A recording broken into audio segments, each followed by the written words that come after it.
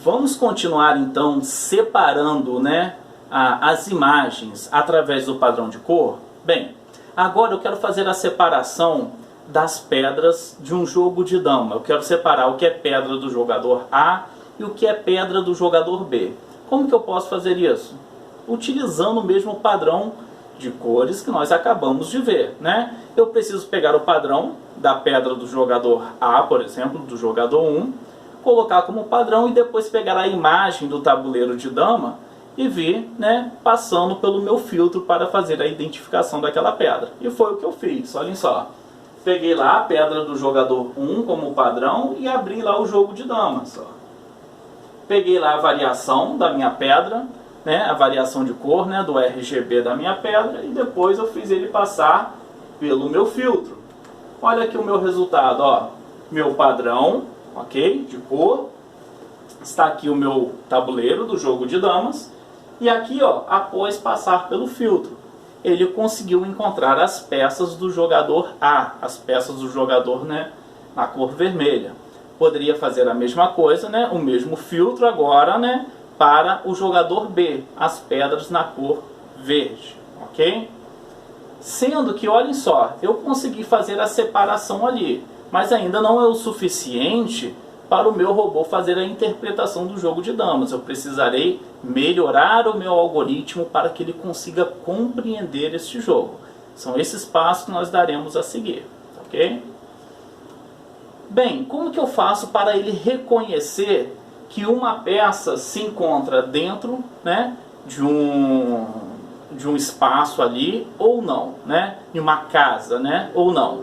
Bem, eu posso fazer o seguinte: quantas casas eu possuo nesse jogo de dama? Olha, na horizontal eu possuo 10 casas, 1, 2, 3, 4, 5, 6, 7, 8, 9, 10, né? Sendo que 5 na cor branca e 5 na cor preta, né? Na cor preta é onde a nossa peça pode se movimentar, tanto na horizontal quanto na vertical. Então eu posso fazer o seguinte: se eu pegar a imagem do meu tabuleiro de dama e dividir por 10, ele vai me dar exatamente o tamanho de cada casa, tá ok?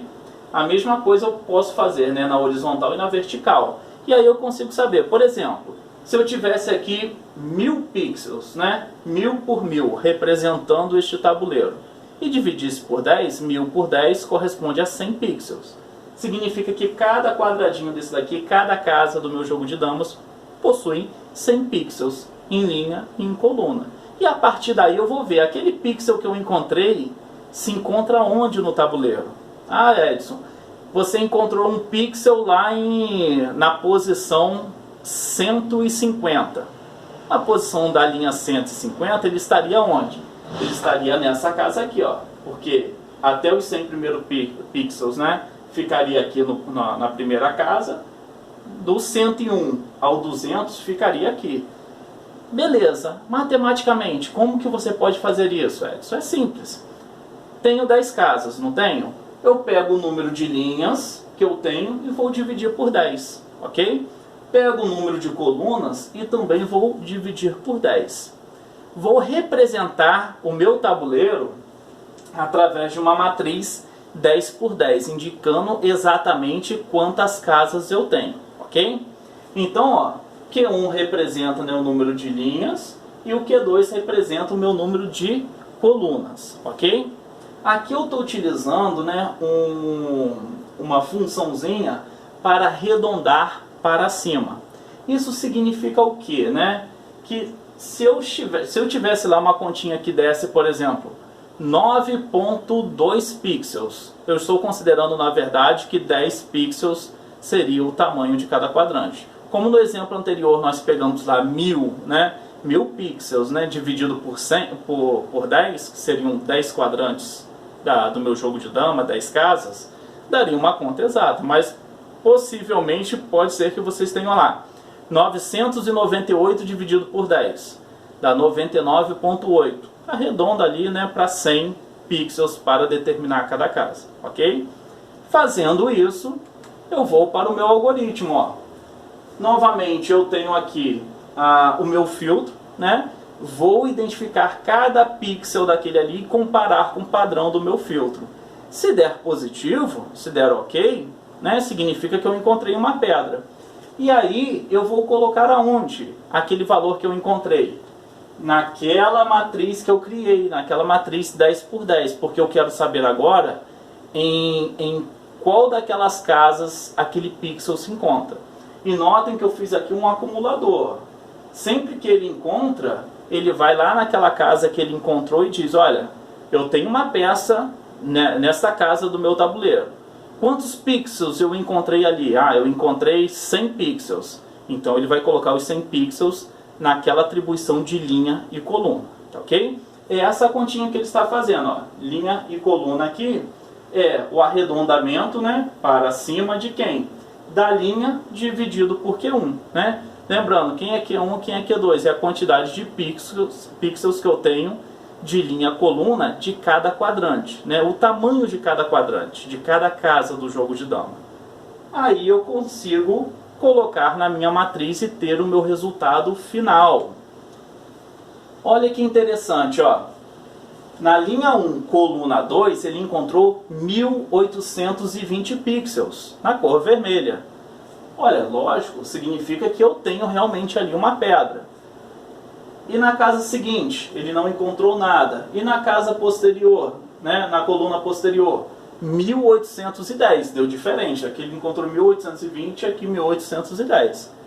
Mas é um número muito grande de pixels que ele encontrou. Significa ali que é um verdadeiro positivo, ok? Porém, olha o que aconteceu aqui, ó. Ele encontrou 8 pixels nessa casa e eu não tenho pedra ali.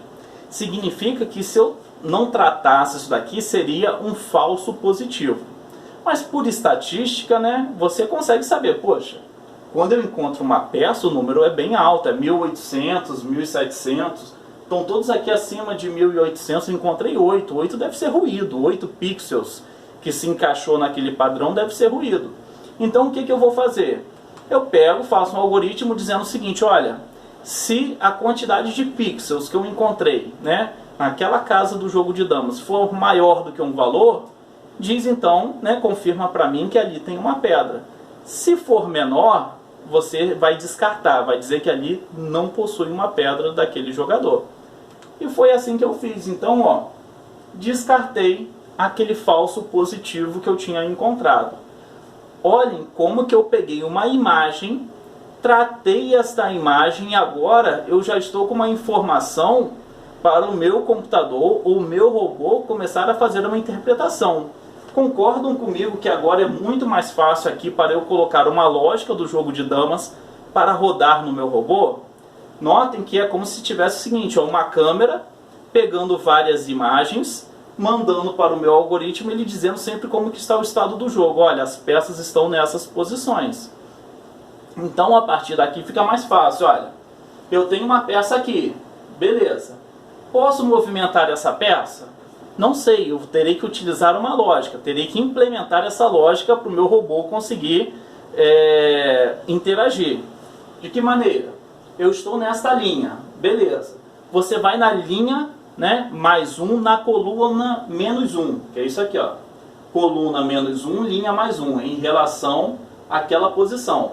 Se estiver vazio, você consegue fazer uma jogada simples. E a mesma coisa na coluna mais 1. Se estiver vazio, você consegue fazer uma jogada simples. Se não estiver vazio, você não pode jogar ali. Aí você ainda pode fazer uma pergunta.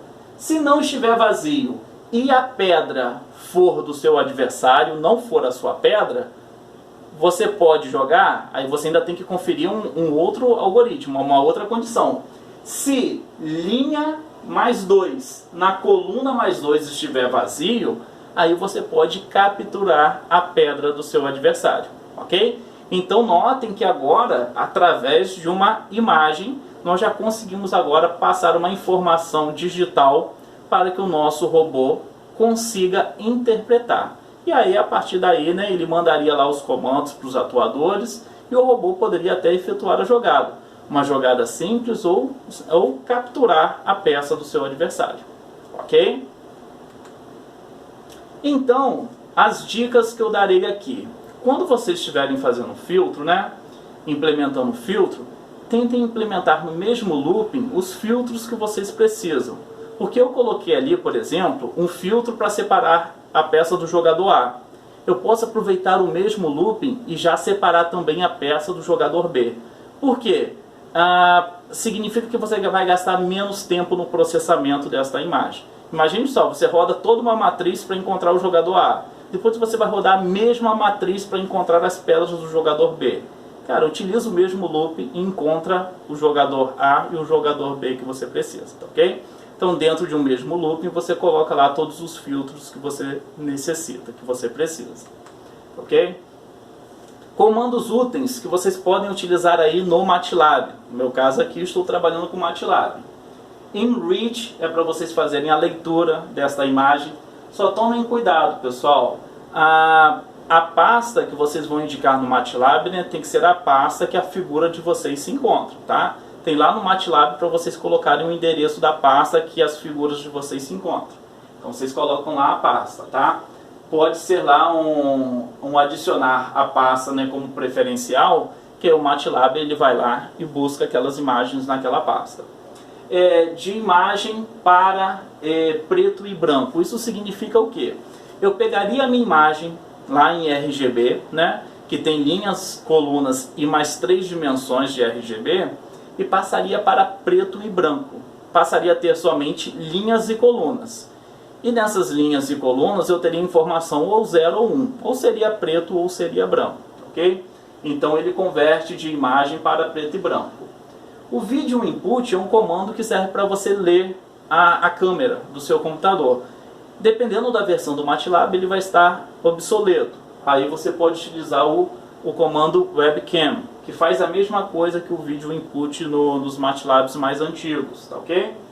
O Get Snapshot é quando você pega um frame da sua câmera, ou seja, você vai pegar uma imagem. A sua câmera está ali rodando, né? Tem aquelas imagens em movimento, você vai lá, pega uma foto e aí joga no seu algoritmo para ele fazer o processamento.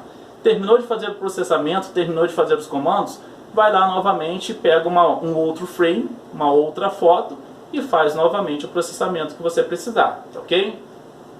O InResize é para você redimensionar a sua imagem. Você quer ampliar a sua imagem, você quer reduzir a sua imagem. É até interessante, quando nós estamos trabalhando com tratamento de imagem, o interessante é que sua imagem não seja muito grande. Por quê? Quanto maior for a sua imagem, maior o número de linhas e colunas, mais demorado vai ser o looping, tá ok? Aquele looping para você varrer e passar pelo seu filtro. O Save As, para você salvar a imagem. O Assign, né? Você manda uma variável de uma function para o workspace, que vira uma variável global, tá ok? E quando você precisar pegar esta variável em qualquer outra function, basta você pegar o Evelyn, tá ok? Você vai lá, utiliza o comando Evelyn, vai lá no workspace, pega aquela variável global, trabalha com ela e depois você pode atualizar ela novamente para o workspace, ok? São os comandos básicos aí que vocês podem precisar.